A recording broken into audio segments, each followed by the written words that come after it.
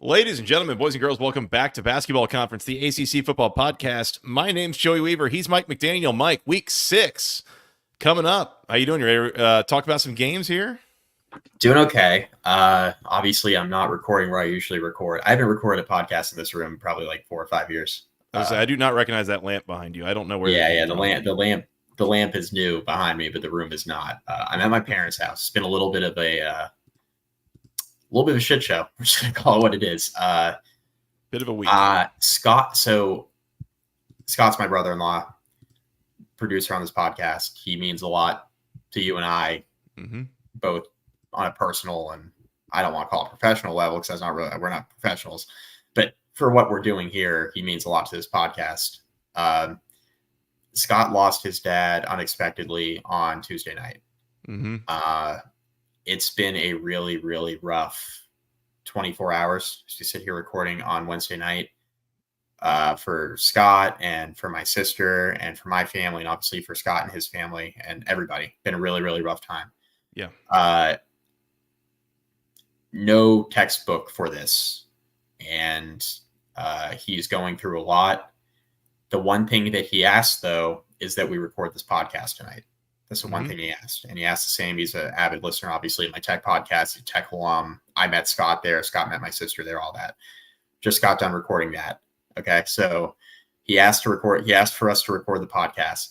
And in true Scott fashion, he put together the thumbnail for this less than 24 hours after a enormous loss and on a personal level in his life, real life stuff. And he put together the thumbnail for this, and we texted him saying, "Are you out of your mind? What are you doing?" He said, "I need a distraction." So it's been really, no BS, been really, really rough the last couple days for everybody. So we're just trying to make it through. Very little sleep. If I stumble over my words and stuff, I apologize. It's been very rough. Obviously, a lot of stuff going on personally, logistically. We are rallying around Scott and my sister in the way that you need to in situations like this. So I say all that to just make one quick joke that Scott will really appreciate, that I'm not on my good mic and he's going to give me a bunch of hell for it, but it's going to be really, it's a little bit of levity in the situation is that he will send me a text saying you couldn't use your good mic, which I'm going to have to issue an apology there for doing that. But all that said, Scott, love you, prayers to you and the family. Told you everything offline I need to tell you. Here for you however I can be, and just wanted to just kind of give you an update why he's not here, because he's been hit or miss on the recaps. Obviously he's got like a 6-month-old, I guess even more than that now, almost an 8-month-old baby. So he misses our recap shows a lot because we record, as you all know, at like 12:30 on Saturday nights, but he's been pretty present on the preview shows during the week, and he's not with us tonight. And that's why. So I just wanted to give an update there and let everybody know, first of all, why we're really late tonight. This is why we're recording so late, and that's what's going on. So I'll take responsibility for that one, but I just wanted to give a shout out to Scott, obviously. And we'll get through this as best we can. We're kind of rallying as a family, and we'll get through it, but no textbook for us. Really, really hard. So just wanted to give Scott a shout out here on this podcast, because podcast means a lot to him. So he's put a lot into it the last couple of years, really helped us, and it's a good distraction for him. And I know he really wanted us to record tonight, so we were going to make it happen any way we could. So yeah, no, completely. A couple things. I mean, first of all, Mike, I think you're absolutely spot on here. I mean, you kind of sound like hell right now. So Scott's going to be really excited about that. Second of all, I texted him this morning, and I thought it was really telling that he responded saying, "Oh, I'm actually working on the thumbnail right now." It's clearly something that he really enjoys being a part of and appreciates, so, definitely, again, he's in our thoughts here, and I don't know, it might be a couple weeks or something, however long it is before, he's able to kind of make space to be on here live with us again, but, obviously a huge part of this show, a big part of the reason that this show has grown the way that it has the last couple of years. I mean, absolutely. we kind of joke, but it's not really a joke that like you and I did this for like 7 years and kind of wandered through the wilderness, just doing our own thing and, picking up a person or here along the way. But it was Scott and his influence that was like, what if y'all did like YouTube? And what if we used this software and did live broadcasts and like these things that have really kind of helped to jumpstart, building the community here recently. Yep. So yeah, I mean, my heart goes out to him and your sister and the whole family. I mean, I just, again, I can't imagine like it's in the unexpected fashion that it was. I mean, that's so I absolutely hate it for all of you guys. And, again, everyone's in my thoughts and prayers as well as my family's. So absolutely shout out to Scott and the family. Yeah, no, we appreciate that. There's no good way to transition. We have games to talk about, and there are a bunch of bangers. And yes. I know Scott's going to watch these this weekend because that's what he does. Mm-hmm. So we have to preview them now. We have to. We needed to anyway, but we absolutely have to now. Yep. Yeah, let's do that. Before we do that, let's talk real quick a couple of like house cleaning things, housekeeping things. I think is actually probably the right term. Yeah, housekeeping. So this weekend is going to look a little bit different, just structurally. So, and this is actually totally unrelated. I have a wedding that I'm going to Saturday night. If you remember, actually on the recap last week, I think we were talking about the Virginia Tech Miami game in the end there, and I told you I had a Bama buddy who was texting me like his thoughts on the whole thing. That buddy's actually getting married this Saturday night, so I will be at his wedding, and we will not be doing a live show. Traditionally, at least Saturday night, I think currently the plan is that Saturday night there will be a rapid recap only kind of show. So do that for 10-15 minutes, and then Saturday night, we actually also have our very first, like, really true, proper ACC After Dark game, which we'll talk about here in a little while. But we have Miami on the road in Berkeley, California, starting at like 10:15 Eastern or something. So probably a rapid recap and like watch along Saturday night, for whatever we're able to do from a live standpoint. So keep it tuned here, youtube.com/@the-ACC-football-podcast. If you want to know when we're going live Saturday night, hit the subscribe button, hit the bell icon, and come join us Saturday night as we kind of wind down, watch that game and hang out and talk about the day that was. We'll do that. And then Mike, you and I will get together Sunday evening. So 24 hours later, maybe a little less than 20, it'd probably be a little earlier Sunday evening than normally it would be Saturday evenings, but we'll get together. We'll recap the full week that was, as we normally would, just again, kind of a day later. So just so that you all are aware, we will not be doing Saturday night, but instead Sunday night live to do the full recap this week. Yeah, and our plan was to do kind of a rapid react Saturday. Scott was going to join me on that. So that was prior to all hell essentially breaking loose. So it's very much TBD. Maybe I'll do a quick one because I'm working anyway.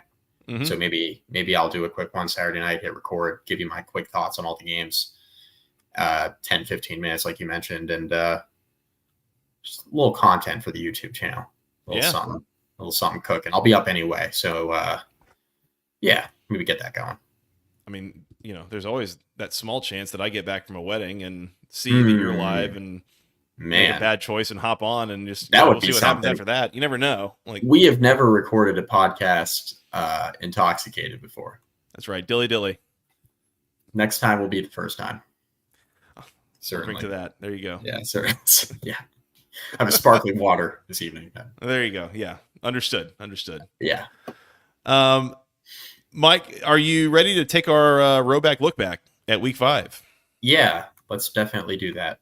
Let's do that. As mentioned, this is the Rhoback look back at week 5. Use promo code GOACC for 20% off your first order at rhoback.com. We really love their products. I love their polos. I love I got a couple quarter zips from them. They've got some really comfortable t-shirts and gym shorts and all that stuff. It's good looking. It's comfortable. It holds up really nicely. I mean, those collars on those polos, I've had them for years. Collars look like they're brand new.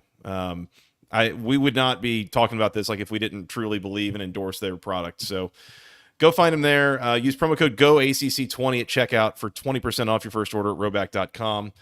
Couple things from me, Mike. One of the things I went back and listened to our recap that we did Saturday night, and I just wanted to call out. I mean, the game that NC State won against Northern Illinois. Mm-hmm. I think we were a little too negative towards NC State in that spot, at least in their defense. I mean, that defense has struggled a lot this year, and that was actually probably their best performance of the year, that they stood up against what is a pretty capable Northern Illinois rushing attack, and they won that game for that team, essentially. I mean, we talked about it. They had a defensive score. They had another short field that they created. So I wanted to go back and just mention, like, it was a game where we said that we weren't sure that they were going to win at all, and we picked against them. I think we had Northern Illinois plus 6.5 or something. They win and they cover, and it was on the backs of that defense. So just wanted to go back and give credit to the way that side of the ball played for the Wolfpack on Saturday.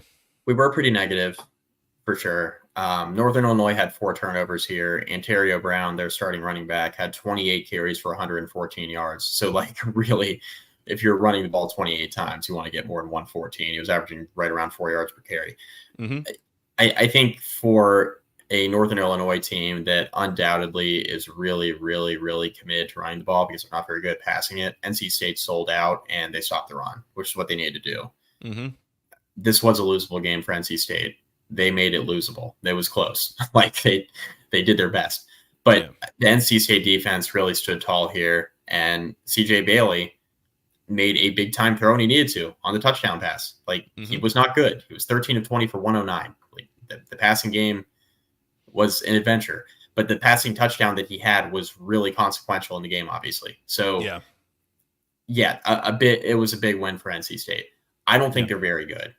We'll talk about them later tonight in just this weight game this weekend. I don't know, and Andrew mentioned this on my Tech podcast. I don't know how anybody watches this game this weekend. This is going to be brutal, a brutal watch, like a hate watch even. And I was thinking about that a little bit today, and I think there's kind of an interesting angle to that, actually, that if there's anything good in that game, it's all on the field at the same time, and if anything bad is all on the field at the same time. So we'll get to that in a little bit, but I think that's that might be the rough watch of the weekend in the ACC, which not something that we've gotten used to saying about those two programs in recent years. I think we found it. Other thing I wanted to call out, something that we talked about this on the recap, but I don't know that I really framed it up right or really kind of pulled it all together in the way that I did in my head afterwards. We talked about Virginia Tech and what they did before halftime against Miami with calling the timeout kind of early and all that stuff. The other thing that came out, and I think it kind of got mentioned, but it wasn't really put together. So Virginia Tech's driving. They run a play with 30 seconds left. Kyron Drones is sacked, I believe. And instantly, Brent Pry calls a timeout. And I don't know, thinking back on it, it's I don't know if he lost track of how many downs there were or what it was. But basically, you had a running clock, and you chose to call a timeout when it was going to be 4th down, and you're going to be kicking, and there's no reason to save that time before halftime. There's nothing else that you're going to do. You're going to run one play and then ideally go into the locker room. So instead, they call this timeout and they save all this time. And then they come out of the timeout, Mike. They line up for this field goal. And something else that you mentioned was that the referees missed this on the play, is that there are 2 players wearing the number 17 on the field, one of whom is the guy kicking the ball. When we run the field goal formation, there's one guy out there wearing 17. Nobody else should be. And yet this has happened multiple times with Virginia Tech this year. And so to me, I think just putting it all together, you have this moment where you call a bad timeout, you have a timeout, and then you come out of it and there's this disorganization of having multiple guys in the same number on the field. To me, that whole moment together kind of felt like a little bit of a red flag of year 3, we have got to be more organized than this with what we're running out here. Who's the most important player on the field goal unit? Probably the guy kicking the field goal. That's right. You just got to fucking figure it out. Excuse my language. Joey, you just got to figure it out. Put that guy in a different number. Something. And Ricky's in the comments. He hit us with the hashtag Pride Gets It, which I really appreciate. But the thing that Ricky mentioned on the recap pod that we had on Hokie Hangover, the thing that he mentioned on Miami reaction was that just literally put put John Love, the kicker, in literally any other number. Put him in like a number you're not going to use. Something absurd. Something that like even some of your backup offensive linemen wouldn't wear. Mm-hmm. Make him number 56. Like, if it's going to be that difficult for you to not run two guys out on the field with the same number on field goal unit, just make his number so absurd that you legitimately can't do it unless you biting my tongue. Like, figure it out. Just figure it out. This is not like a difficult thing to do. Yeah. And this has happened multiple times, like you mentioned this year. This is like a structural, first of all, like it's on Pry, obviously, as a head coach. This is on the special teams coordinator, Stu Holt. It's on him. You got to be more organized, right? Like Pry's doing a million things. Obviously, it's a head coach's job. He takes the blame for all this, but this is a coordinator's job to make sure that the right guys are out there on the field goal unit and that you don't have two guys with the same number. And this is the second time it's happened this year. Outside of John Love, who has been an outstanding kicker, really, really good. Obviously hit the 57-yarder against Miami. Outside of Borregales, and maybe I'm missing a couple others, John Love's one of the best kickers in the ACC. He's really good. Mm-hmm. But like outside of that, Virginia Tech special teams has been kind of ass this year, right? Like Jalen Lane had the one kick they returned. I guess it was against Old Dominion or Marshall. One of the two. Ricky will help me out. I think it was maybe Marshall. But he ran the kickback for a touchdown, or the punt back for a touchdown. That was really consequential in the game. Outside of John Love and running a punt back, Virginia Tech special teams has been pretty bad this year. Like the one thing we didn't mention is we mentioned on the recap, coming off of that field goal they made right before halftime, they squib kick and then simply don't cover it, right? So if you're gonna kick the squib, fine. I can accept that with 25 seconds left in the half, but you have to cover the kick. You have to cover it. Mm-hmm. I mean, if you're going to squib it, you got to cover it, or else they're going to get the ball around midfield, right? And they started almost in plus territory after the squib kick. Then they got a pass interference, and they were in field goal range. That was it. And Borregales hit a long one. And so that 3 points you had negated everything that you built towards at the end of the half, running the clock down and trying to steal 3 points before halftime.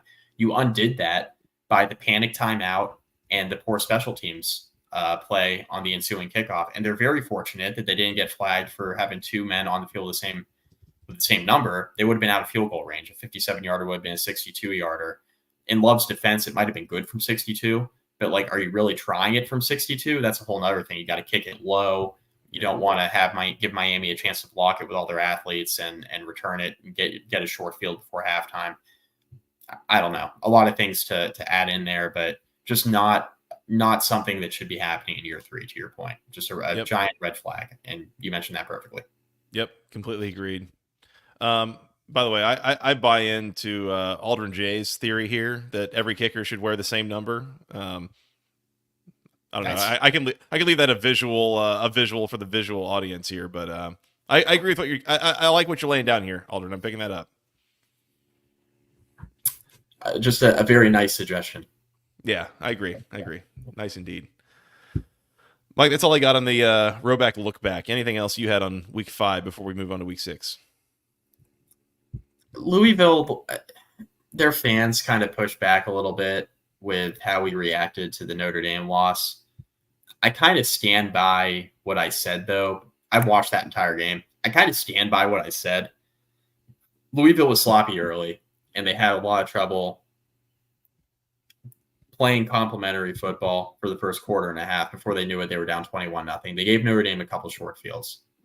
And yeah, I understand Louisville's standpoint. Okay, like a fan standpoint. Okay, don't commit a dumb turnover. Don't snap the ball over your punter's head. There's a lot of stuff that they did that was dumb and maybe not a repeatable thing. Maybe some luck in there involved. But I thought Notre Dame really, for like the better part of three and a half quarters, maybe like until the last like 10 or 11 minutes of the game, dominated the line of scrimmage. I thought they were really good at the line of scrimmage. And Louisville struggled with that. And even when they were clawing their way back in, Notre Dame's defense was just really, really good in that game. So I think Louisville is going to be fine. I think the game this weekend against SMU that we'll talk about here in a few minutes is a really interesting one. But I think Louisville still has a good team. I still think, obviously, they have their goals in front of them in terms of trying to make a run to the ACC title game to get back there. But they are making some mistakes here over the course of, the first handful of games so far. And it's really kind of making you wonder. You saw some mistakes against Georgia Tech. Like, are they going to continuously get away with it as you get into ACC play? Didn't get away with it against Notre Dame, but will you get away with it against decent competition in the ACC? We'll see. Yeah. And again, we'll talk about this shortly, but if you see it again this weekend, at some point, it's no longer, you can't even consider like rust, quote unquote. Right. You're just sloppy. Like, and you're making repeated mistakes. And in most cases, what you're talking about is just mental mistakes or, unforced errors. And that's Right. the kind of thing that can really derail what should otherwise be a pretty good season. So something to keep an eye on for sure. Mike, last thing as we look back on week 5, let's look at our locks on the week. I went, what we're going to say 1-0. I had Clemson minus 21.5. That came in, no problem. I also had Boston College, Western Kentucky over 54.5. We said on Saturday night that the committee is voiding that one because we didn't find out until Friday that Thomas Castellanos was not going to be playing in that game. So unless the committee has overturned their decisions, we're going to call that a 1-0 week for me on locks. I think that's fair. I stand by the void. I think it's only fair. I appreciate that. We gamble on that before Castellanos. You would have had an opportunity before the game to withdraw your bets, which any sane person would have done with their own money. I was gonna say, not to say we're sane, but yeah, I would not have bet it at, I forget what the number ended up being. I think it was 47.5 or something. I wouldn't have bet that. I wouldn't have bet the under. Like, I would have just stayed away from this one if I had known Castellanos wasn't playing. I would have picked something else, and I don't remember what it would have been, and I'm not going to claim credit for that either. So we can leave that one alone. That's fine. Do we want to talk about how I got jobbed a little bit? Yeah, I mean, you went 0-2. You had Louisville plus 6.5 in a game they lost by 7. So that death by the hook there, and then you had Florida State SMU under 48.5, which was absolutely cruising at halftime, and then SMU racked up 28 points in the second half to ruin that one. So you had a rough week. Florida State was turning it over, giving up big plays, like everything that you need. Just a defensive score, everything you need for a game to go over, like they had in the second half. So that was really rough. That was really rough. The Louisville, I will say with the Louisville bet, it's death by the hook, but I don't think I deserve to even be in the neighborhood of that game with how it started. So like, I almost backdoored that. I will take it. I will take the loss. I misread the game. Totally fine. It's a bad bet. Yeah. Fine. I'm not so sure that I don't know. I've got opinions on that game, but we don't have to relitigate all that. But anyways, that's fine. That's fine. I got what I deserved for my 3-0 week 2 weeks back. Yeah, it all comes back to you eventually. That's right. Yeah. All right. So on the year, I am 6-4. You are 6-5 in locks. As we move on to week 6 here, Mike, we got 9 games this week. 8 of them are conference games. All those on Saturday, but we start on Friday, October the 4th, with what has to be the weirdest non-conference game of the ACC slate all year, if not kind of one of the contenders of the year in the entire country. As at 9 o'clock on Fox Sports 1, the Syracuse Orange are on the road in Las Vegas, Nevada, taking on the number 25 UNLV Rebels. Syracuse, a 6.5 point underdog here, totals 58.5. We said on the recap, we thought Syracuse was going to be favored by like 4 to 6 points, and they are an underdog by 6.5 here. Are you rethinking it all? Like, maybe we had this misjudged, or are you looking at Syracuse getting 6.5 and just diving right in? I will say that dog snoring. I will say, sorry, totally distracted me. I will say that the one thing we mentioned though on the recap is that the thing I'm most interested in this game is UNLV's ability to run the football against a Syracuse rushing defense. It's been a little bit like this. Mm-hmm. That's where I think this game gets really interesting, especially quarterback now. Malik Williams came in for UNLV for Matt Sluka after the whole NIL thing. he came in at quarterback last week and was really good in the running game, really efficient in the passing game. The extra hat in the running game, like Saluka was leading the team in rushing, but like Hajj Malik Williams gets north and south a lot quicker. Yeah. It's a different style of running. And Saluka was like a 43% passer, by the way. Yeah. So like Saluka really could not throw. Hajj Malik Williams looked good. I mean, he was 13 of 16. He's 13 of 16 on the season for 182 yards. He's completing a very small sample size, obviously. He's completing over 80% of his passes. I think, it'll come back to the mean a little bit, but I think you're probably going to get better than a 43% passer out of Hajj Malik Williams, right? So I think the passing offense maybe gets half step better. I think the rushing offense, I don't know if it'll get better or worse, but it'll look different. And I think we saw a little bit of that against Fresno State. I look at this line, I'm a little confused by it, I'll have to admit. I did think that I'm not shocked that UNLV's favored. I'm a little surprised it's by 6.5. It seems like a lot, but I also think Vegas is trying to tell us something. And UNLV's been really consistent. That's something we can't really say about Syracuse so far. It's been kind of a mixed bag. And I look at UNLV's ability to run the football and how committed they are to it. And that's where and they're at home. And that's where I have concerns about Syracuse here. Like, you're going to just have to consistently make throws in this game. I guess UNLV defense, by the way, it's been pretty good. That's where I struggle here. You know who their head coach is?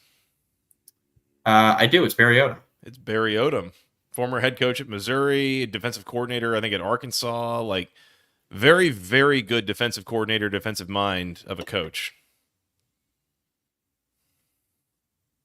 UNLV. It's pick. Wow. Laying them. I'm going to lay them. I think they win this game by like 8 to 10 points. The travel involved, I think, will be interesting to keep an eye on, because we're starting to see these games now where like ACC teams are heading west. This is not an ACC game, right? It's a conference game. But UNLV is they're ranked 25th. They're 4-0. They're in contention for the G5 playoff spot. They're legit. Like, they're good. Odom's a good coach. He's going to get a P5 job again, probably. Yeah. This is an interesting one to monitor. But yeah, I think UNLV, short week, at home, I think they get the job done. I'm concerned about Syracuse's ability to stop the run here. I think you can kind of shorten the game. The total is astronomically high, I think, for what I think UNLV's defense is and what I think Syracuse's rush defense is not. Like, I think you can shorten the game a little bit. Doesn't really make a lot of sense. I'm going to lean under there on the total, and I'm just going to lay them with UNLV. Yeah, that's fair. I'm going to leave the total alone here. I just don't have a sense. I mean, I think if anything, again, UNLV's defense, Barry Odom coaching that unit, like, yeah, I'd lean towards the under, but this is such a wild card game to me. By the way, something I didn't mention before, did you know that this game is really the reason that this game is happening ultimately comes back to the United States military, Mike? No. Believe it. So if you look back, this is actually back in January that we found out that Army was going to be joining the American Athletic Conference, and Army had a road game scheduled against UNLV and a home game scheduled against Syracuse. And in joining a conference, they had a whole bunch of conference games they had to make room for, and so they canceled both of those games, which left UNLV needing an opponent for a home game and Syracuse needing an opponent for a road game. And oh, look, the last two people that don't have a date to the homecoming dance, and here you go, we're playing a game now. So it's, again, it kind of came together, the way that these things go is very last minute. They only had 9 months of prep for this game, but somehow they made it work. They made it happen. So I just wanted to get that in there. If you're wondering why these teams are playing, interesting. That was on Army. So that is a kind of a fun note. Give me Syracuse and the points. I don't know if they'll win this game. I'm I might be banking a little bit on a backdoor cover here. I don't know what to do with this UNLV team because they are 4-0. and they have, 3 of their 4 wins have been a little bit of a, blowout, limb from limb situation. I mean, they went to Houston and just smoked a Willie Fritz Houston team by 20 points. They beat Utah Tech, whatever that is, by a whole bunch, like 50 points basically. And then they beat Fresno State last weekend by 45 points. And that's like a functional Fresno State team. Yeah, bowl team probably. And then they went into Kansas City and beat Kansas in a game earlier this year. This is a capable UNLV team. This is not like they played a bunch of Little Sisters of the Poor and they're 4-0. Like, no, like they're a decently good team. And I think Syracuse is a decently good team too. But again, you put the travel on there, coming off of a bit of a clunker against Stanford and some missed opportunities there. Like, I wonder. So give me Syracuse. I think that they can at least keep this close. I would not put it out of the question at all. They could win this game on the field. Like, that's entirely possible. And so with that being the case, if you're giving me 6.5, I'll take that. And just, if I'm wrong, I'm wrong. But I'm going to stay away from the total here. 58.5. That's a pretty high number, but stranger things have happened. So I'll pass there. No locks for me. Yeah. Yep. All right, Syracuse, and the points for me, UNLV, and the under for Mike. Let's move on to Saturday, Mike. As we do, just a reminder, as you watch these games on Saturday, use hashtag GoACCMOTW to submit your award nominations, primarily GoACC Moment of the Week, but it could also be Kobe Bryant Memorial, Volume Shooters of the Week. It could be Brian Van Gorder Memorial, You Tried Award nominees, whatever you got. Hit us up on Twitter, hashtag GoACCMOTW, or send them to us via email, basketballconferencepodcast@gmail.com. Whatever you got to do, we'd appreciate. Thank you. We appreciate your submissions. Let's start. We're just going to go in chronological order today, Mike. How's that sound? Let's do it. We got 8 conference games. Let's start at noon on ESPN. The SMU Mustangs, the Ponies on the road in Louisville, taking on the number 22 Cardinals. Louisville, a 7-point favorite at home here. Total 56.5. We mentioned earlier, talking a little bit about the Louisville Notre Dame game, that Louisville, second straight week, looking kind of sloppy on offense, making some unforced errors, some mental mistakes. As I was looking into this game a little bit, one of the things I noticed, did you know that SMU is tied for the lead in the country with 14 turnovers that their defense has created? I did not know that, but like watching them week to week, I am not shocked that you just told me that. I will say. They create a ton of turnovers on defense, which makes me think if Louisville's not more buttoned up than we've seen them in the last couple of weeks, that could definitely play in here.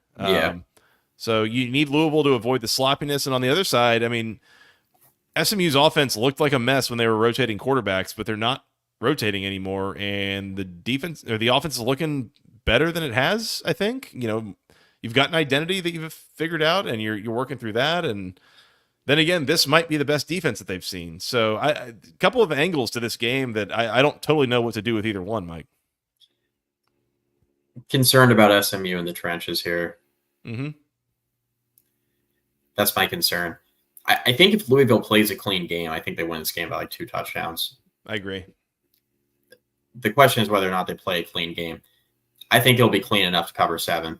I like Louisville at home here. I've been impressed with SMU. I wasn't sure what to think of them in the preseason. I was a little bit higher on them than you were, if I remember correctly. Mm-hmm. But I still had some questions about what they would be. They've been better than I think, probably better than you expected so far. Mm-hmm. About the same. I don't know. So they've been about what I expected so far, but I will say the arrow's pointing up. So I think more of them than I did 2 or 3 weeks ago. I think this. I agree. I mean, I'm with you there because I didn't really know what they were doing at quarterback, and neither did they. And if they continue to do that, they were going to start losing games that mattered. And I think that's why Rhett Lashley made the decision that he made. He's like, we're just going to go with the guy. We're just going to make a call, go with it, offense around him. Let's go. Which is kind of what we said, right? I mean, told him to do it. Surprised it's Kevin Jennings, but whatever. They figured it. They chose one. So point in that column. Mm-hmm. Yeah, I think the Cardinals figure this out here. I think they figure this out. Mm-hmm. This game could go a number of different directions, though. Like Louisville turns it over again, give SMU some short fields. There was some flukiness that Florida, not that they weren't the better team. I thought SMU was definitely the better team, but there was some flukiness to how out of hand that game got last week for SMU.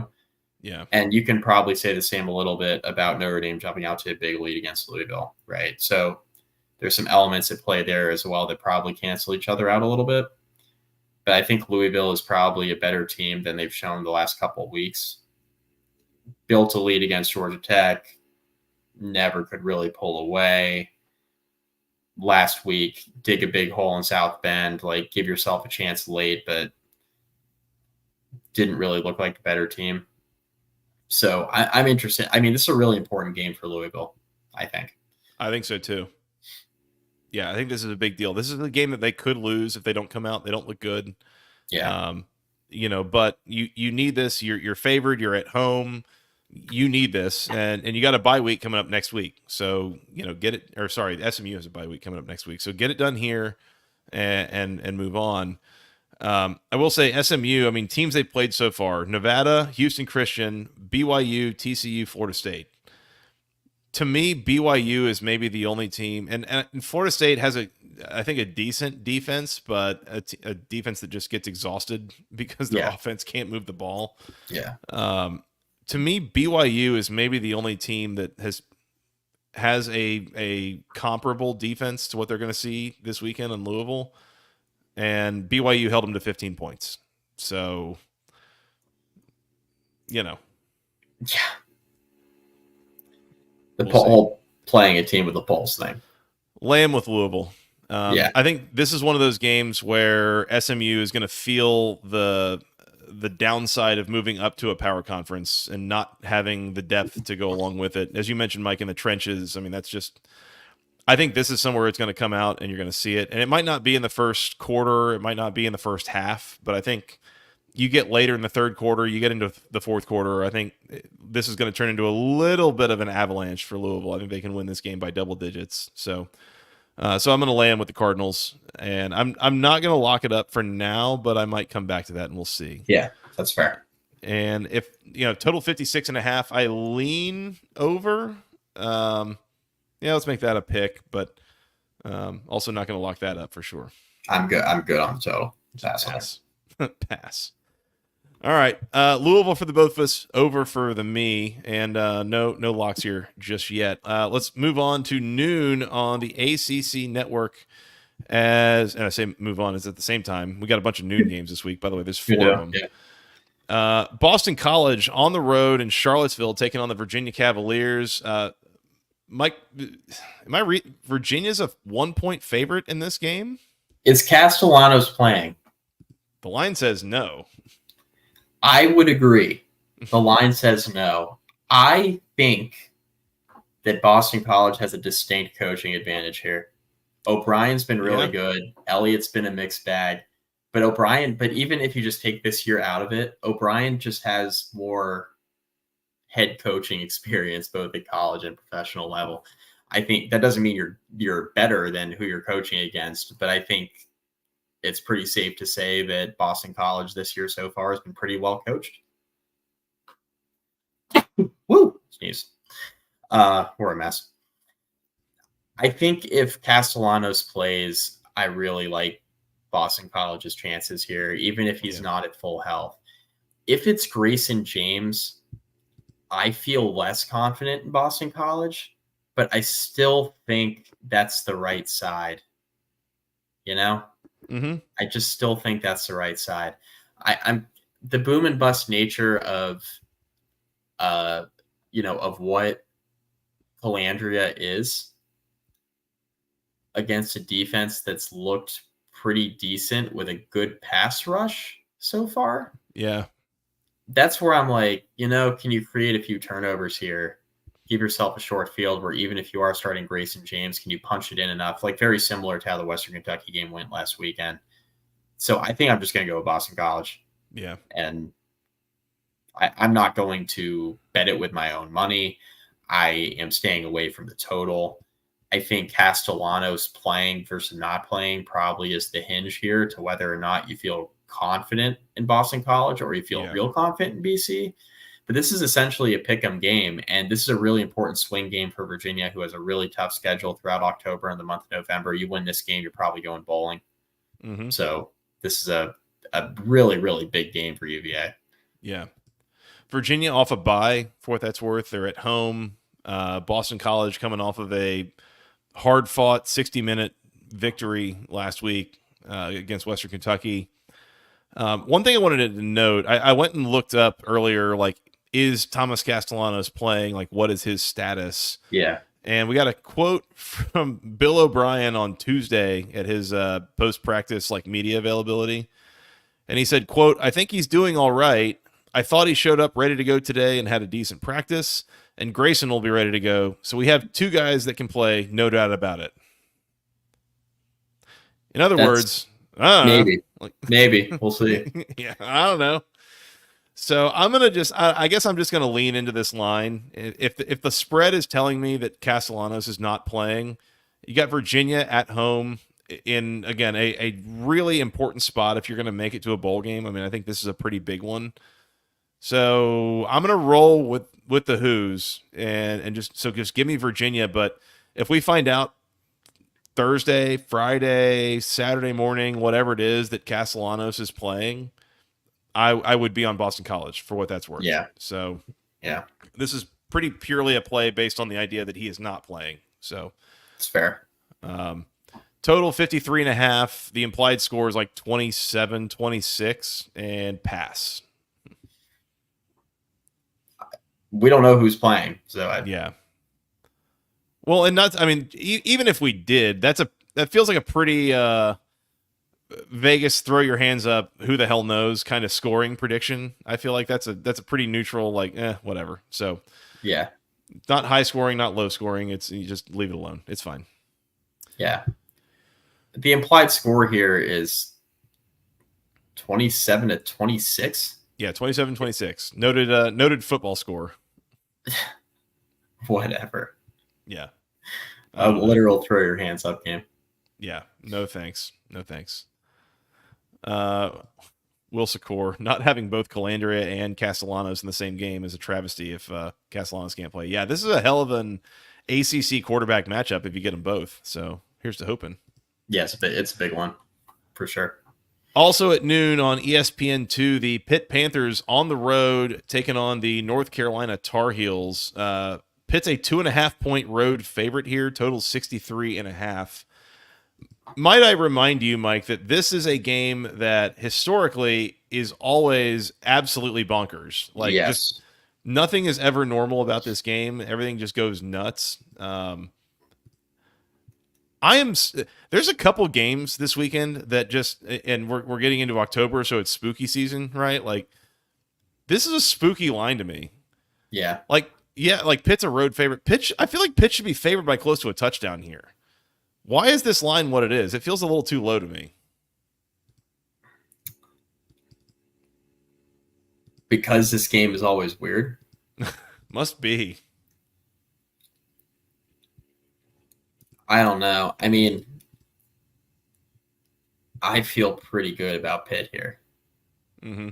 Don't you? I mean, Eli Holstein, You have a better quarterback. You're going on the road against a team that I think is quitting. I don't know if there's much fight left in Carolina. And Eli Holstein, short road favorite. They've played well. Pitt's looked good this year. Like they've played good football. We can say the opposite about North Carolina the last couple of weeks, giving up 70 to James Madison and blowing a 3-score lead in a rivalry game last week. I don't know how you come back from that. Mm-hmm. I love Pitt here. We're just gonna go ahead and lock that up, actually, Joe. You better lock it up. No, you lock it up. Lock it up. Lock it up. Lock it up. Please. You better lock it up. You better lock it up. Oh no! Oh, it's on. Ugh, okay, sorry. A loop, nice. Please. This is what happens when Scott's not here. I know. Locking up Pitt minus a 2.5. Locking up Pitt. Mike, it would be rude to allow you to lock this up by yourself. So I'm gonna join you. Give me Pitt laying the 2.5. Lock it up. You better lock it up. You better lock it up. No, you lock it up. Lock it up. Lock it up. Lock it up. Please. Just a single loot for me though. That's fine. Yeah, I'm locking up for the show. I may bet it. The reason why I'm a little concerned about putting a lot on this, though, is the fact that it is always weird. But Pitt just feels like the better team here, the right side. Yeah, I agree. Well, and I can't get away from the idea that, again, I started the season saying I don't think North Carolina is actually that good. And if they win 6-7 games, it's probably a product of just a ridiculously weak schedule. And then in the last couple of weeks, I think when we saw the complete implosion in the second half against Duke, we saw the blowout against James Madison, and I'm saying I think we're starting to watch this thing unravel a little bit before our eyes. I got to stick with that. Like, I think Pitt can win this game by like 10 points. This could be, I don't know, like 45-35 or something like that. And I mean, Pitt's offense has looked good, consistently good so far. And North Carolina's offense at times has been okay, but it has not been consistent. And again, you kind of do this quarterback changing thing, and who knows if they stick with Jacoby Criswell or not. Like, I don't know. Jacoby Criswell, sorry. But give me Pitt. Let's lay the points. I think they can win this game by field goal. No problem. And total 63.5. Let's go over. Let's get weird. I think it's going to be it's going to get pointsy. I'll join you. Let's do the over. I'll join you. Why the hell not? Why the hell not? Pitt locked up and the over for the both of us. Anything else here, Mike? Not from this one. Last one at noon, we have the Wake Forest Steamin' Deeks on the road in Raleigh, taking on the NC State Wolfpack. This is also at noon on the, I think what we're going to call this week, the Cheeks W. NC State's a 5.5 point home favorite. Total's 54.5. I think this opened at like 4.5. And to me, it's a little bit telling that NC State is favored by less than a touchdown at home against a team that has struggled the way that Wake Forest has so far this year. Does that strike you at all, Mike? Well, yeah. I mean, I think more than anything, it just signifies both these teams are not very good. Yeah. I don't know, man. NC State, for as well as the defense played last week, I mean, it was still Northern Illinois. Like, I'm worried. I'm concerned about the offense here. But, like, Wake has no problem giving up a lot of points. I mean, they let Louisiana hang, what was it, 44 on them last week, whatever it was? Yeah, they got in the 40s for sure. A lot of points. I understand it's the CW. I'm sorry, the Cheeks W. I understand, right? I get it. I know the underdog stats. I know that Wake Forest is the right side here on principle of playing on the CW. Give me NC State. NC State wins and covers. I think they win this game by like a touchdown. Don't watch this unless you have to. Well, I mean, we'll watch it because we have to, but like, don't watch this yourself unless you have to. I do want to point out that Scott has been actively begging for a quad box option on YouTube TV. This is the weekend for the select your own, get us all 4 ACC games. Let us do the ACC network with ABC and ESPN. Don't have the ACC network be this like standalone thing. Like, don't be annoying about it. Say ESPN, ESPN2, ACC network, Cheeks W. That's all we need. That's all we need is those 4 channels. I mean, to me, if I look at this, I mean, Wake, I think Wake's offense is actually like decent and passable. It's their defense that's a real problem. Yeah. I think NC State's defense might be like decent, okay. It's their offense that's a real problem. Yeah. So you're going to have like a decent Wake offense against a decent Wake NC State defense, and a bad NC State offense against a bad Wake defense. And I just don't know really what to do with that. Yeah. I think I'm with you. I'm going to say NC State can win and cover here by like a touchdown. You know, they win by a touchdown or so. I would not touch this game with my own money with a 10-foot pole, spread or or total. I don't know what's going to happen. And again, you got good on good, bad on bad, and who knows who wins those battles. So yeah, this is a morbid curiosity watch, but it is not an actual investment for me. The morbid curiosity watch game of the week. This is how awards are born on this show. So. The MCW on the CW. Fitting. There you go. NC State. Morbid Cheeks W. Wouldn't be the first time. Never mind. Whoops. Morbid Cheeks W. Who among us? Careful. Who among us? That's all I'm saying. I'm sure somebody in the chat for sure. NC State for both of us, but I cannot recommend enough. Do not touch this yourself. Just leave it alone. No. Let's move on to the 3:30 window where we only have one game this week, Mike, and it is your Virginia Tech Hokies on the road. Thank God. Hokies, a 7.5-point road favorite, taking on the Stanford Cardinal in Palo Alto, California. The total is 49.5. Again, this is at 3:30 on the ACC network. This is the second straight, what I would refer to as like kind of lengthy road trip for Virginia Tech. I mean, not that Miami is like super far, but it's not the triangle either. I mean, it's not that close. Stanford coming off of 2 long road trips. They played Syracuse, and then the week before that they played, who'd they play? Hold on, it's escaping me. Florida State? No, not Florida State. Who'd they play? Clemson. They played Clemson last weekend. In Death Valley. Yeah, Clemson last weekend after Syracuse the week before. That's what it was. And they go to South Bend next weekend, so they're doing a little ping pong. Yeah, there you go. Do we trust the Hokies outside of a touchdown in this spot, Mike? Might be Stanford's backup quarterback. That's not ideal for the Cardinal. It might not be Ashton Daniels, and the passing game has been a little bit of an adventure. Now, I will say the one reason why I think you take a look at Stanford here as the right side is because Stanford had a couple of red zone opportunities against Clemson. We covered this in the recap, but a couple of red zone opportunities against Clemson and just simply did not capitalize. In fact, they turned the ball over twice. Yeah. Virginia Tech's defense is not Clemson's. No. It's not bad, but it's not Clemson. It's not bad, but it's not Clemson's, right? Can we trust Virginia Tech? No.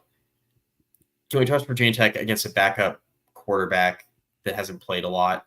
Is it going to be Justin Lamson, potentially, former Syracuse quarterback Justin Lamson? That would be interesting. I don't know, man. Stanford is kind of like a one-trick pony offensively. It's how can we get the ball to Elikiah Manor? How do we get him the ball? The issue is that he's only got 21 catches this year. So it's like he's really good, but they just like can't get him the ball. And that was with Ashton Daniels. Yeah. Ishmael Cisse has been pretty good as well, but he's more of like their possession guy. I just don't. If Virginia Tech comes out and plays like they did against Miami, a gigantic if, but if they come out and play that way, they're going to win this game by a couple scores, I think. Yeah, I think that's fair. But I don't necessarily trust them to do that, but I also think they can probably win this game by like 8 to 10. So it's with the backup quarterback factored in as well. I just think this opened as like a field goal game. And then got bet up to, I think it opened like 3.5, got bet up to 7.5. So, oh, wow. This is, I think, screaming backup quarterback here.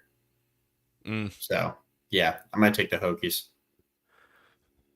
That's fair. Yeah, I thought the first number I had seen, I thought was like 8 or something. I mean, I thought it kind of opened around where it is now. 3.5 got up to 8. I think it still might be 8 a few places. Okay, yeah. Yeah, it was like an hour or so before we went live that it was at 7.5 that I saw it. Yeah. So that was kind of where we're at here. Give me Stanford in the points.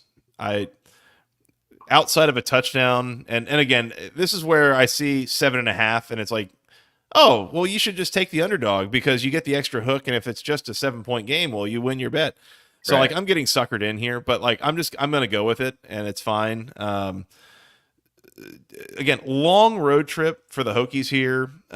Potential, I don't know, letdown factor after the way that game ended against Miami. And again, you played with your hair on fire for most of the game, and to lose it in the way that you did, like that kind of sucks. Making a long road trip. And then, there's a non-zero chance that Stanford has the coaching advantage in this game. Oh, not even non-zero. I think they straight up do. Yeah, just not throwing that out there, like for what that's worth. Straight up do. Proven track record of success for Troy Taylor. You cannot say the same about Brent Pry. Yeah. So give me the home dog here in Stanford. I think they can keep this game within a touchdown, and I would not be shocked for them to win this game on the field. Like, I think that would really suck. Yeah, that would be a turd in the Cheerios. That's for sure for the Hokies. But yeah, stranger things have happened in this whole ACC league. So things happen. Totals 49.5. I don't have strong opinions on like most of these totals tonight, so I'm just No.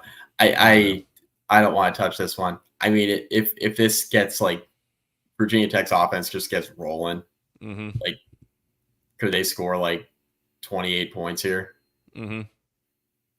And if Stanford gets in the end zone a few times, right, which is what the spread is implying, you're there. You're there. You're at 49. So I don't know. No opinion whatsoever. Implied score here is like 28.5 to 21, I think. So yeah, I mean that's reasonable, I think. If anything, over. If there's anybody who could score half a point, it would be Virginia Tech. They should start giving out half points for having the two players wearing the same number jersey. There you go. They would have one full point. Exactly. Exactly. Yeah. Or, I saw the screen grab the other day on Reddit of the college football game where somebody finished a game winning like 52-1. And it's like, can anyone explain how this happens? It's like, well, it's just, that's development for you. How do you score 1 point? That's right. So Stanford for me, Hokies for Mike. And do you want the over here, Mike, or you just leave it alone? No. Absolutely not. Yeah, pass. No, don't even want to think about the total. No. There you go. All right. Aldrin J, by the way, just for what this is worth, Stanford honoring Toby Gerhart at the game for making the College Football Hall of Fame. Adds in there that Hokies might be cooked, which interesting. Did not know that. Toby Gerhart, by the way, really fun player to watch back in the day at Stanford. He was a hoss of a running back. Saw Stanford play Notre Dame with Toby Gerhart in South Bend, and just on endless loop. Toby Gerhart, the ball carrier, the entire game, just between the tackles, like 35 times. A Jim Harbaugh special is what that was. That's right. I think that was Harbaugh. We'll verify. I think it has to be. A long time ago. Let's move on to the evening window here, Mike. We will start at 7:00 on ESPN as the number 15 Clemson Tigers on the road in Tallahassee taking on the Florida State Seminoles. Clemson's a 14.5-point favorite here. Totals 47.5. Spooky lines, Mike. We said on the preview, on the recap, 21-24. It opened at like 14.5. I think it got up to 16.5, and now it's back down. What am I missing here? Like, Clemson's going, like Florida State, by the way, has announced DJU broken finger out for, quote, a few weeks. We don't know how long, or, maybe just 1 week conveniently to miss this game. But yeah, what am I missing here? Why is Clemson only favored by 14 and a hook? Like I kind of feel like they're going to win this game by like 30 points. You're a dad, right? I am. 3 times. I brought this up on my tech pod. Not that you're a dad, but just this joke I'm about to make that as a dad you'll appreciate. You can say that DJU forced Florida State's hand. Huh? That's well trained. Well trained. I like that. Thank you. I'll be here all week, God willing. Creek don't rise, whatever the saying is. Clemson, lock it up. Oh. You better lock it up. You better lock it up. No, you lock it up. You lock it up. Lock it up. Lock it up. Please. Probably a trap. I already bet this. I bet this on Tuesday. I bet this game already. Did you bet it when we were texting like, oh, it's going up to 16 and a half and now it's back down to 14 and a half? We have to get back in on that? I got it at 14 and a half on FanDuel. Wow. Yeah. So okay. All right. I'm already in on Clemson. Now, can this be a trap? Absolutely. I don't know why, though. We haven't seen a ton of Brock Glenn. When we have, it hasn't been good. Granted, last year he was a true freshman. Yeah. We'll see. I just try anything different, Florida State, from what you were doing. And this kind of forces you to do that. And I don't know. Like, do I think Clemson was a 20.5 point favorite last week? They covered that relatively easily by 26. But also Stanford had the red zone stuff, right? So, like, that was there. The cover was there for the taking. Clemson, we talked about this. It was kind of like the slow burn, and then you're just, like, blowing them out of the stadium. There was a path there for Stanford covering 20 last week. I think Florida State is not necessarily as good as Stanford, but they might be. It's a mess. I mean, athletic-wise, athlete-wise. But yeah, better roster. Yes. Better roster, of course, but, like, I don't know. I don't know if Clemson scores, like, 28 here. Are we absolutely sure that Florida State's scoring 2 touchdowns with Brock Glenn against that Clemson defense? I don't know. And can Clemson get to 28? I think they can. Florida State's defense has been pretty okay. Mm-hmm. Not as good as I think everybody thought on paper, but they've given up some points this year. And Clemson's offense has been better. Like, it's been better than it was last year. Klubnik's getting rid of the ball on time. They got young playmakers all over the field that are performing well. Maffa's been good. They just it looks more like a Garrett Riley operation. I keep bringing that up. Yeah. And I'm concerned. How much is Florida State going to score here? That's my thing. Like, we're asking Brock Glenn to get in the end zone at least 2 times because I think Clemson's going to get to 28. I don't even know what their team total is, Clemson's. But let's see. Podcast math, implied total. Let's see. 24, 30, 31, 17 ish. Yeah. Yeah. Like 31, 16 and a half, something like that. So, like, my point stands though, right? Like, you're probably scoring 4 touchdowns in this game if you're Clemson. So it's a matter of is Stanford going to score enough to keep themselves in it? I don't know. When you say how many times is Brock Glenn going to get in the end zone, you're just talking about Florida State, or are you talking about Clemson's defense too? Because, like, we're not going to ignore that possibility, right? Is that, your freshman who was just unplayable while DJU was healthy, he's definitely not throwing any, like, ridiculous interceptions in this game, is he? These are things that I think about. And, like, so, like, one of the things I thought it was, what is the outcome that you would need to see here from Brock Glenn to say they have got to get DJU back in there? Like, dude, 4 picks, 5? Like, I mean, DJ threw 3 last week, didn't he? Something like that. Yeah. Like, it's throwing 4 interceptions against Clemson the same as throwing 3 against SMU. I think he'd have to, like, it would have to be a disaster. I feel like that's what I'm saying. It's like those 2 things aren't created equal. Like, Clemson's defense is a lot better than SMU's, and DJ could not read that defense last week. Yeah, exactly.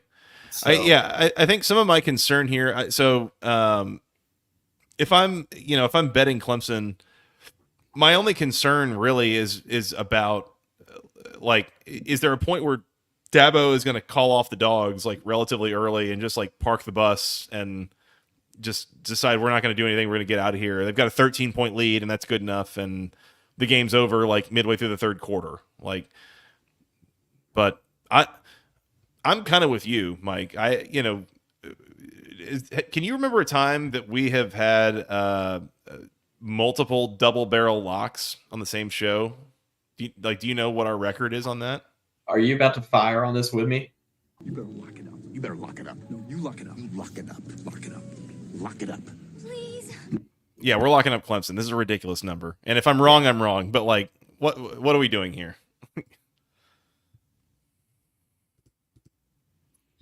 14 in the hook scary. It seems wrong. Right? Like it's again, this is spooky. Like, wait, what's going on here? Like, why is this not almost like a touchdown higher? I would think this is with the way that these teams have been playing, but maybe, I don't know. By the way, I didn't mention gambling analyst Todd Fuhrman that we see on Twitter. He tweeted out something a day or two ago. You realize that if you bet this game back in June, Florida State was like a 4-point favorite. I believe it. Yeah. So this, just in a couple of months, this has already swung like 18 points or, whatever it is, 18, 19 points basically. So for what that's worth. But yeah, I mean, I'm locking up Clemson. Like I if I'm wrong, I'm wrong, but I don't understand why this line is what it is. So I will also lay with Tigers. I have a fun question for you. And look, it's 12:18 a.m. We've been going for an hour and 6 minutes. We still got 2 more games after this, but real quick. Mm-hmm. Is it more surprising to you that Florida State is as bad as they are, or that Clemson has turned it around the way that they have? What's more of a surprise to you? Good question. I could have come up with reasons for either one of them without much issue. I think back in like August. Mm-hmm. So I've mentioned it a couple times on here. I think the year 2 thing with Garrett Riley, year 2 of the same OC, the same quarterback, like you can see them making that jump. They did have other issues on that offense though last year that they seem to have solved, like personnel wise, offensive line and receivers in particular is what I'm thinking here. So that would have been a little. It's still a little bit surprising, and I'm a little hesitant to like agree on it. On the other hand, Florida State. I mean, I mentioned like, yeah, we have 9 guys drafted, and we got all these pieces to replace, but like, it was still kind of like I assumed we picked on the full season preview show like who's going to play in the ACC championship game, and you and I both had Miami over Clemson. Yeah. I kind of had to like flip a coin in my head between Clemson and Florida State. So like that's the thing though. Yeah, that's the thing. It wasn't like we thought Florida State was going to fall off like this. We thought they might be worse than last year, but not like this. I mean, we were thinking 9 wins, 10 wins. Yeah, I think I probably guessed like 9-3 or something with Florida State. Yeah. So like to be here in the first week of October and like they're not going to a bowl game, like didn't expect this. That's for sure. Yep. So, all right, Clemson double barrel locks for us, and I don't know if I mentioned it. I'll take the over. I think I'll bank on. I think there's going to be a defensive score somewhere in here, and I think Clemson's going to do something to Florida State's offense that they'll get an extra touchdown, and that'll put this over the total. So give me the over as well. That's how we're going to get to the over, I think. I'm not touching it. Fair enough. 8 o'clock, ACC Network. The Duke Blue Devils on the road taking on my Georgia Tech Yellow Jackets. Georgia Tech a 9-point favorite here. Totals 54.5. Georgia Tech, once again, 9-point favorite. SP Plus favors Duke by 1. So I've got my issues with SP Plus, especially in this first half of the season where I feel like it doesn't adjust very quickly.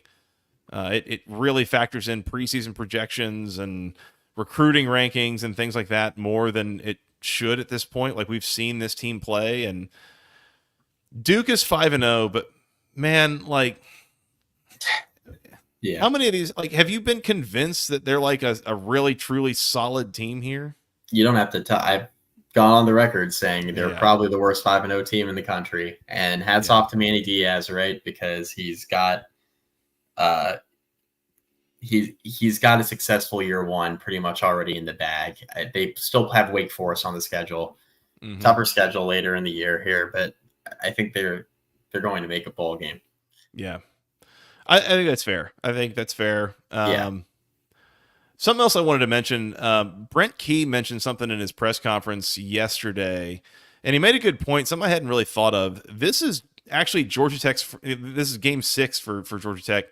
This is their first game against an opponent who has previously played against a Power 5 opponent. So they played Florida State game 1. That's fine. They played against Syracuse, who had played nobody up until then. And they played against Louisville, who had played nobody up until then. And he mentioned Syracuse and Louisville both ran stuff out there on defense in particular that Georgia Tech had not seen on film so far this year. Yeah. Because they hadn't had to. Yeah. So I think there's something to that of, these other teams have had more information that they're working against Georgia Tech with than Tech has had to work against these other teams with. Duke, on the other hand, has played Northwestern, has played North Carolina. So there's some information there as well for what that's worth. I'm just going to, I hate laying this many points with Georgia Tech, but I'm going to do it. Lay the 9. Give me the Jackets. They're playing at home. I think coming off the bye week, this is a gotta have it kind of spot. Like, if you don't win this game, bowl eligibility definitely in jeopardy here. I've talked about it for a couple weeks now. I like Georgia Tech in this spot in this game against this opponent. So SP plus be damned. Lay 9 with Georgia Tech. I will give me the Jackets. Give me Duke. 9's a lot. 9 is a lot. That is true. I don't think Georgia Tech loses this game. I don't think it's like a situation where you're like on pins and needles. But 9's a lot. That's a lot of points. Yeah. And we're still trying to figure. I mean, this is game 6 for Georgia Tech. We're still trying to figure them out. We're still trying to figure them out, right? So you have, the win over Florida State, and you have the VMI win. Then you have the Georgia State win, right? And then you've played 2 opponents that have some level, some degree of competency, right? In Syracuse and Louisville, and you lost both those games. Duke, I don't think Duke is a good enough team right now to beat Georgia Tech's roster, but I think they have a competent enough coaching staff where you're kind of like meeting in the middle of the opponents that Georgia Tech's played so far. Fair? Yeah. Like, roster competency of Duke far surpasses, depends on what you think of Georgia State. It at the very least surpasses what we think of VMI and Georgia State. Florida State's got the horses. They don't have the collective thing going this year. They're bad. But Louisville and Syracuse, I think we agree, are both competent enough, both bowl teams. Georgia Tech struggled in those games. Duke's been well coached. They don't have the players outside of Murphy. Georgia Tech's skill talent, I think, is where they're going to separate themselves here. And Duke's defense has been good. But I think when you start talking about a 9-point spread, it's a lot because we still haven't seen the Haynes King turnover thing yet. Right. And he's yet to do it. And we all know it's in there somewhere. Is this the week it comes out? 9 just seems like a lot against a well-coached Duke team. Not a good team, a well-coached Duke team. And I don't know enough about Georgia Tech yet. I don't know enough about them. I'm not ready to sit here and say that they're not any good because their 2 losses have come against good opponents. I'm not ready to say that. But this game's going to tell us a lot. And I just think 9 is a lot of points. I don't understand. There are a couple spreads this weekend I don't really get. Like the Pitt-Carolina game, this one, the Clemson one. There are some lines this weekend where I'm left just like scratching my head. I'm confused about UNLV being as big of a favorite as they are against Syracuse. There are just some games I'm just like, man, I don't really get that. So it would not shock me if Georgia Tech, coming off a bye, just kind of rolls here, wins by like 14 to 17. I just think it's more likely that this is in that 7 to 10 point range, and you're giving me the under or a push in that scenario, unless Georgia Tech somehow wins this game by 10, which it could entirely be in the cards. I'm on the Duke side, though. I think Georgia Tech wins, not pressed really, not stressful, but they don't pull away. That's my thought.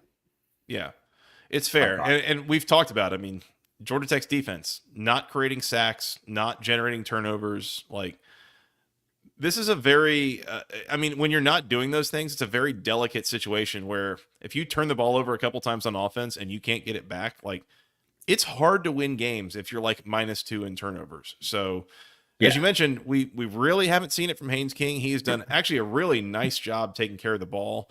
There's been very little of what I would call like lucky, it's not like he's fumbling twice a game and they just keep recovering them. It's not like he's throwing a bunch of interceptable passes that defenses just can't come down with. Like, he's doing a really nice job of avoiding turnover-worthy plays, as they refer to him. Yep. Is he going to do that forever? That's my thing. This is a game where backdoor cover potential. Yeah. Both sides. For sure. For sure. And it's funny because I sit here and think, like, could I see Georgia Tech winning this game 31-24, which would actually put us right at the total of 54.5. That's a 55-point game, right? You could easily see something like that. So I totally understand the pick. And I, again, this is a little bit of a leap of faith to trust Georgia Tech to cover more than a touchdown. But again, I think coming off a bye, at home, at night, gotta have it, like all this stuff, I think they'll be able to get it done, but time will tell. We'll see. Yeah, we'll see. Should win here. Yeah. Important for my win total pick. They need to win here. This is a big one for my win total bet. Yeah, no, it sure is. It sure is. This is huge. Like, if you don't win this game, bowl eligibility definitely in jeopardy. You win it, you're feeling okay. You've got some winnable games down the stretch, and you certainly don't have to get all of them. So this is a big deal. So we'll see if the Jackets can get it done. Yep. Mike, do you need something to wear to this game? Only if I'm going, because I load up with my Section 103 gear, Joey, if I'm going to a Georgia Tech Yellow Jackets game. You sure do. Yeah, if you need something to wear something to this game, go to section103.com. Use promo code GOACC for 10% off your first order. They've got T-shirts, they got sweatshirts, they got hoodies, they got all sorts of wonderful NIL shirts, Tech Tradition related shirts, things for the basketball team, the baseball team, the volleyball team, anything you need to support Georgia Tech. It is at section103.com. Use promo code GOACC for 10% off your first order. We've both got a bunch of their shirts, really enjoy them. They're really comfortable. They look great. All the official word marks, the official Tech gold, they look phenomenal. It is everything that you need. For whatever reason, it's hard to find these shirts anywhere else on the internet, but very easy to find at section103.com. Once again, use promo code GOACC for 10% off your first order.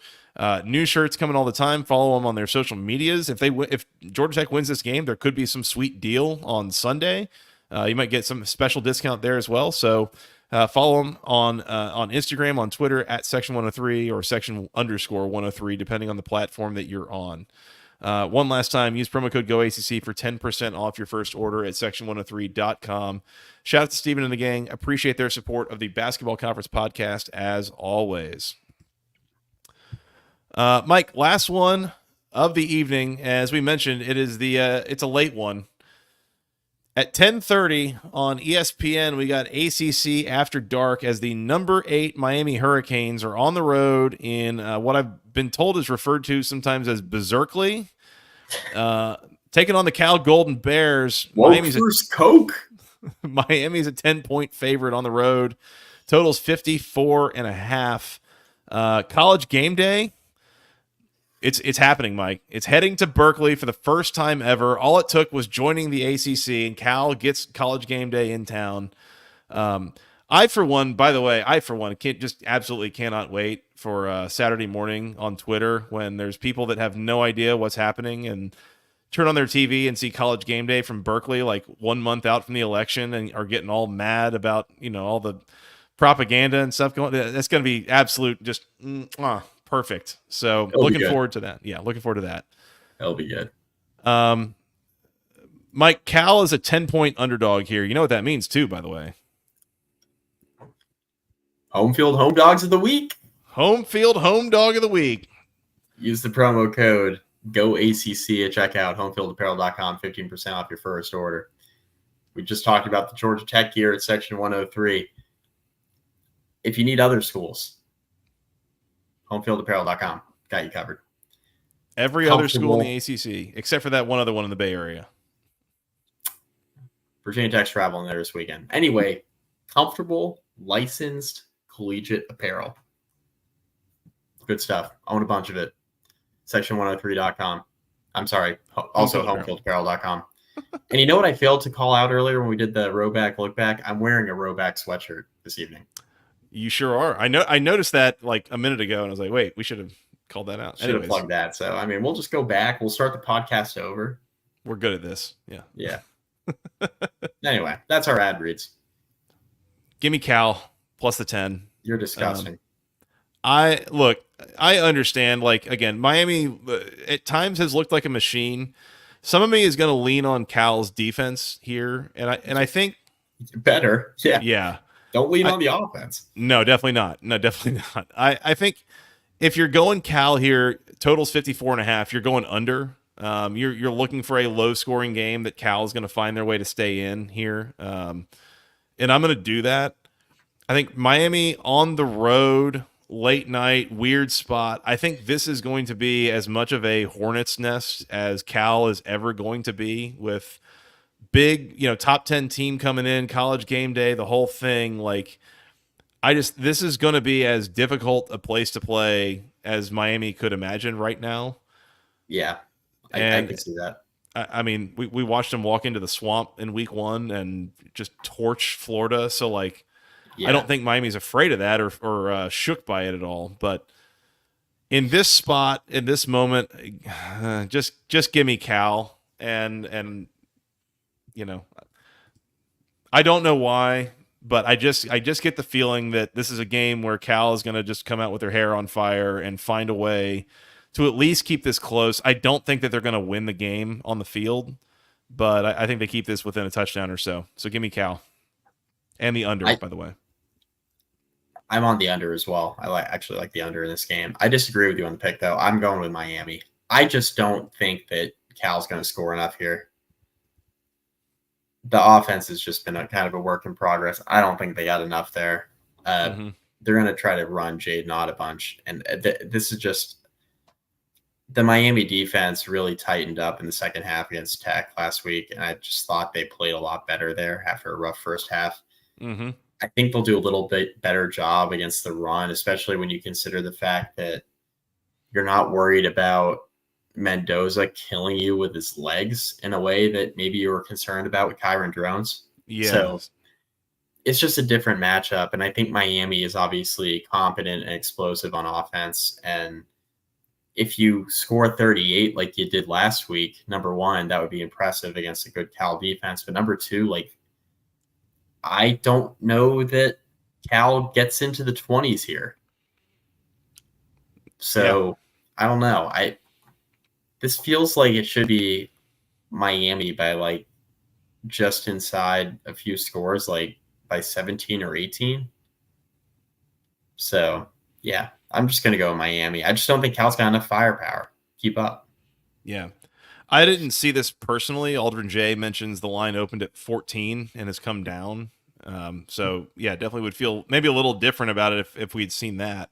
Right. And he also mentions, by the way, Fernando Mendoza. He's from Miami, grew up a Miami fan. So, who knows? Might be time for a vintage performance from a guy against his childhood team. You never know. Might be. Could be. Might be that time. Yeah.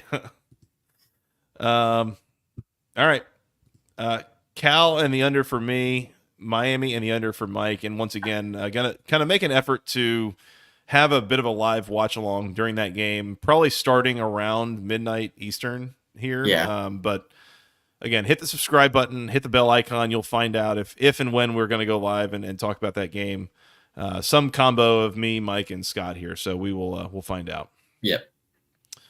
All right, Mike, I think that's all we've got. Anything else week 6? Play it sound. Play it sound. Uh-oh. Hang on.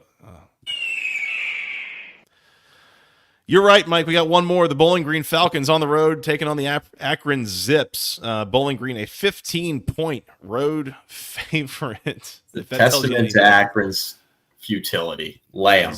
If that tells you anything about Akron, that Bowling Green coming off of a loss as a double-digit favorite. They are now on the road favored by more than 2 touchdowns. Yeah, lay them. Lay them with the Falcons. This is 3:30 p.m. on ESPN Plus for those that are trying to watch this game, which, okay. What is wrong with you? Lay them. Yep.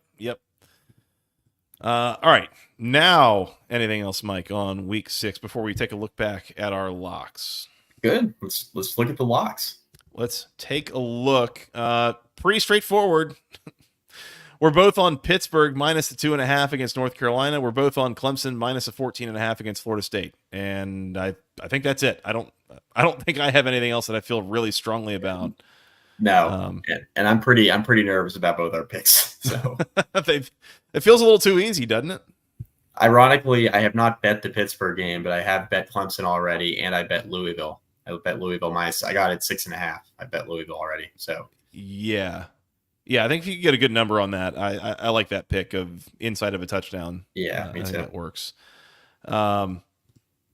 Yeah, again, a couple of these, it feels a little too easy, and we talked about these spooky lines of like it feels like you're several points away from what you thought it would be and what your gut says. So careful, I will say. And by the way, a lot of these teams playing like their first or maybe their second conference game, most of what we've seen so far has been out of conference stuff. So that's pretty tough to calibrate. And so again, just be careful. Yeah. A lot of BS games have been played so far to inflate some records. So that's for sure. That's for sure. I mean, Georgia Tech had to open against Florida State, so all sorts of scheduling stuff going on. But anyways, yep. All right, Pitt minus 2.5 and Clemson minus 14.5 for the both of us are our locks for the week. Mike, anything else before we get out of here? No, I think we're good on games. Let's move on, and we can come back and recap those as we go. And I just now realized we didn't have the ticker going the whole day, so that's been fun. We'll run it now so just people can look at it as we go. All right. Let's get out of here, Mike. Let's go watch some games. We'll come back and, as mentioned, kind of a rapid recap, brief kind of watch-along thing going Saturday night potentially, but certainly we'll do a full weekly recap Sunday evening once I'm back from the wedding that I will be at. So we'll do that. In the meantime, find us on Twitter at FTRSJoey, at Mike McDaniel SI, together at BC Podcast ACC. Go find us on YouTube, youtube.com/@the ACC Football Podcast. Please hit that subscribe button. We're making our way towards 500 subscribers. We are currently a little over 450. So really, really appreciate all your support making that happen. That is a huge deal, and we just cannot say thank you enough. Mike, where else are we in the social medias? Facebook.com/basketball conference rate review. Find some of our podcasts there. YouTube.com/@the ACC Football Podcast, like Joey just mentioned. Yep.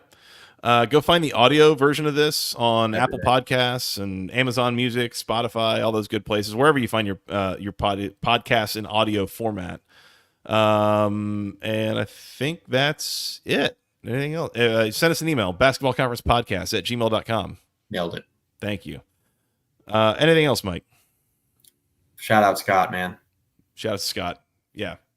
We love you. We miss you, buddy. And, we're thinking about you for sure. Yep. So, all right, Mike, let's go watch some games and come back and recap them. How's that sound? Let's do it. All right. For that guy, Mr. Mike McDaniel, for producer Scott, I am Joey Weaver. Thank you guys so much for listening. We will talk to you again very, very soon. Enjoy week 6. Until next time, go ACC.